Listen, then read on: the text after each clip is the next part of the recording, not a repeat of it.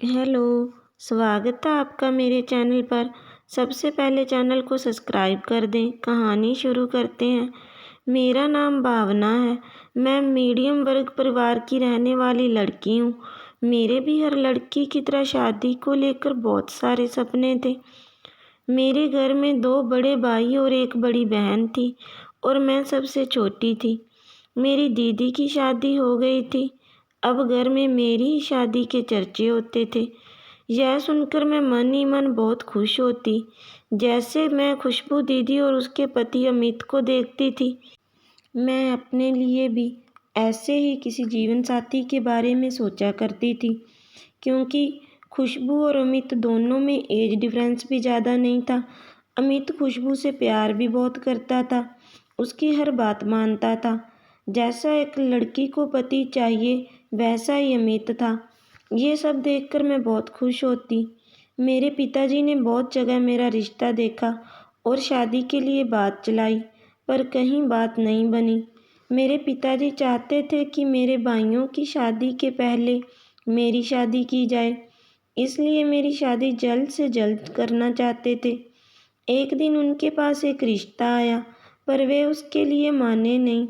पर मेरी माँ ने उन पर जोर देकर कहा, एक बार देख लेते हैं, बात नहीं अच्छी लगी तो आगे नहीं बढ़ाएंगे। मेरे पिताजी ने मेरी माँ की बात मान ली। दोनों रिश्ता देखने के लिए गए। घर आकर मेरे माता पिता एक कमरे में बैठे बातें कर रहे थे और वहाँ पर खुशबू दीदी आ गई और उसने उनसे पूछा, क्या हुआ? दोनों ने बताया कि लड़का अच्छा है, घर भी अच्छा है, हमें तो बहुत पसंद आया, पर लड़के की उम्र भावना से ज़्यादा है। खुशबू ने अपने माँ पापा से कहा कि एक बार पंडित जी से बात करते हैं कि इस रिश्ते के बारे में क्या कहते हैं। अगर हाँ कर दी तो हम भावना की शादी वहीं करेंगे। पर पिताजी नहीं माने।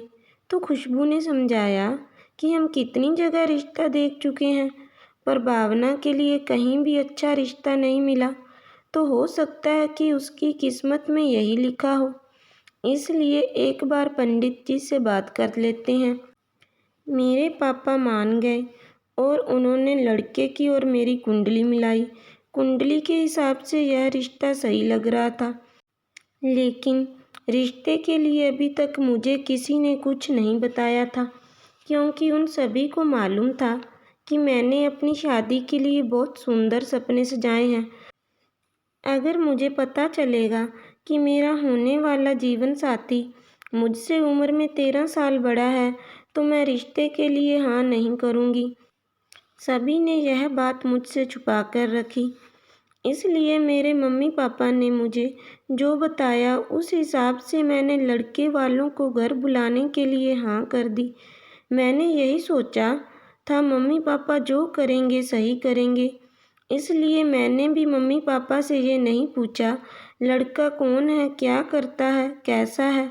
जब लड़के वाले हमारे घर आए तो मेरे दीदी ने कहा, जो येलो टी शर्ट में बैठा है वही लड़का है।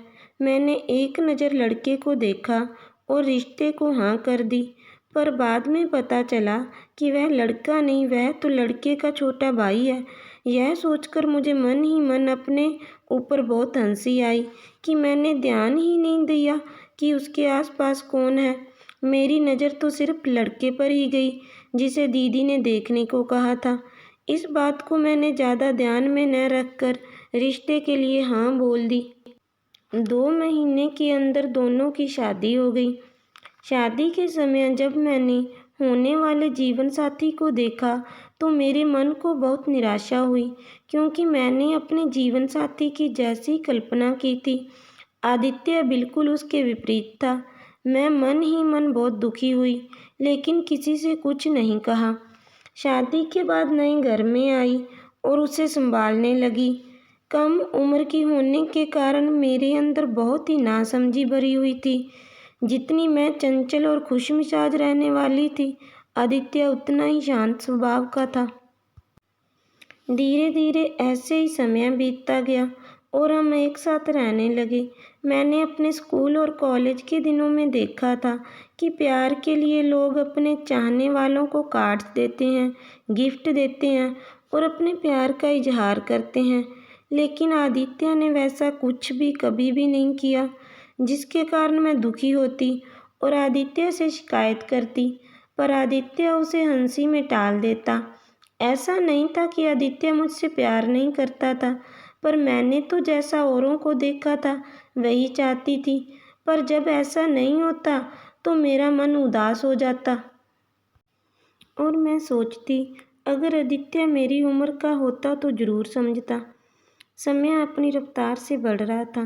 देखते ही देखते मेरा पहला करवा चौथ आया।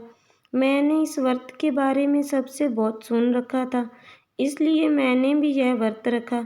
मेरी एक सहेली थी, उसकी भी नई नई शादी हुई थी। उसका भी पहला करवा चौथ था। मेरी सहेली के पति ने भी मेरी सहेली के लिए व्रत रखा था। मैंने जब आदित्य से पूछा तो आदित्य ने साफ मना कर दिया और कहने लगा, मुझसे तो भूख बर्दाश्त नहीं होती। इससे आगे मैंने आदित्य से कुछ नहीं कहा, क्योंकि मुझे पहले ही लग रहा था कि आदित्य ऐसा मेरे लिए कभी नहीं करेगा। मैं और मेरी फ्रेंड दोनों ही बहुत एक्साइटेड थी। दोनों ने बहुत ही मन से व्रत रखा था। व्रत के बाद मैंने और आदित्य ने सारी रस्में पूरी की, तो मुझे लगा कि मेरा पहला करवा चौथ है, तो हो सकता है आदित्य मुझे कोई गिफ्ट देगा या कुछ स्पेशल फील कराएगा, लेकिन ऐसा कुछ भी नहीं हुआ। मेरी सहेली, जिसका पहला करवा चौथ था, उसको उसके पति ने पायल गिफ्ट की थी। यह सुनकर मैं बहुत दुखी हुई। जब आदित्य को मेरी फीलिंग की कदर ही नहीं है, यह सोचकर मैंने दुखी होना छोड़ दिया।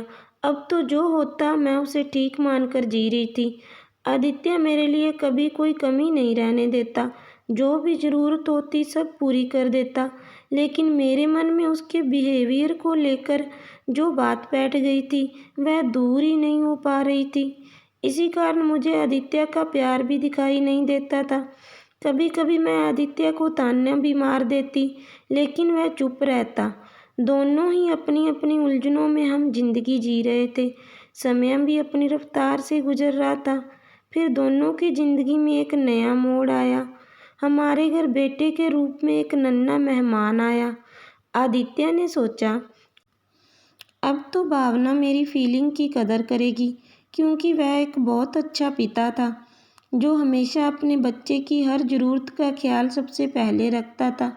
लेकिन मैं भी अपने बच्चे पर अधिक ध्यान देती थी। समय आगे बढ़ता रहा। हमारा 22वां करवा चौथ आने वाला था। मैं करवा चौथ की तैयारी कर रही थी, लेकिन करवा चौथ के एक हफ्ता पहले ही मुझे एकदम से चक्कर आए और मैं गिर गई। जब मेरी आंखें खुली तो मैं हॉस्पिटल में थी।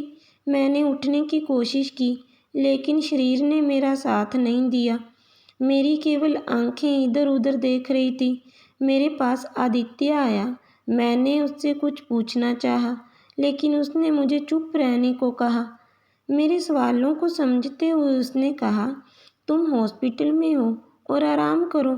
फिर आदित्य मेरे पास बैठ गया और बोला, तुम 6 दिन से हॉस्पिटल में ही हो। मैं ये सुनकर परेशान हो गई। बेहोशी के कारण मुझे पता ही नहीं चला कब 6 दिन बीत गए। थोड़ी देर में मेरे हाथों में हलचल बंद हो गई, तो आदित्य ने सोचा मैं सो गई और वहाँ से जाने लगा, लेकिन मैं सोई नहीं थी। मैंने जब आदित्य को बाहर जाते देखा तो उसकी आंखों में आंसू थे और वह रो रहा था। मैंने पहली बार महसूस किया कि आदित्य इतना कमज़ोर है, जो मुझे देखकर रोने लगा। डॉक्टर ने आदित्य को बताया था कि मेरे सिर में ब्लड जम गया है और मैं ज़्यादा दिन जिंदा नहीं रहूँगी। फिर हम घर आ गए। आज करवा चौथ का दिन था। घर में करवा चौथ की तैयारियां चल रही थी। मैं यह देखकर मन ही मन दुखी हो रही थी कि मैंने आदित्य के लिए व्रत नहीं रखा। आदित्य ने मुझे सूप पिलाकर दवाई खिला दी। मैं दवा खाकर सो गई। मेरी आँख खुली तो शाम हो चुकी थी।